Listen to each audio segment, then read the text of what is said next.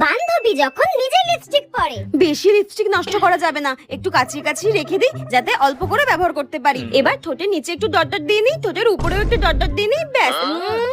আর কিচ্ছু করতে হবে না, ব্যাস। আমি তো শিওর এরকম করে যদি আমি লিপস্টিক ব্যবহার করি আরো 1 বছর চালিয়ে নিতে পারবো। আর বান্ধবী যখন অন্য লিপস্টিক পরে। শোন না, তোর লিপস্টিকটা আমাকে একটু পরতে দিবি রে? আমি না বাড়ি থেকে লিপস্টিক পরে আসতেই ভুলে গেছি। তোর লিপস্টিকটা একটু পরতে দে না রে। ঠিক আছে পর, কিন্তু টেপি এটা না একটু অল্প করে পরিস, এটা না আমাকে ও দিয়েছে। এই নে ধর। হ্যাঁ থ্যাংক ইউ রে। বান্ধবী লিপস্টিক বলে কথা, যত পারো তত ঠোঁটে ঘষে নাও, ও তো কিচ্ছু বলবে না আমি জানি। আরে মা, এটা লিপস্টিক, তুই কি একদিনে এটা শেষ করবি নাকি? আর কিছু বললেও আমার কোনো যায় আসে না, আমি তো ঠোঁটে ভরে ভরে ঘষে নিয়েছি। তুই যদি আমার বন্ধু না হতিস না, আমি তোকে মেরেই ফেলতাম। এইভাবে থোবরায় লিপস্টিক কে ঘষে ভাই?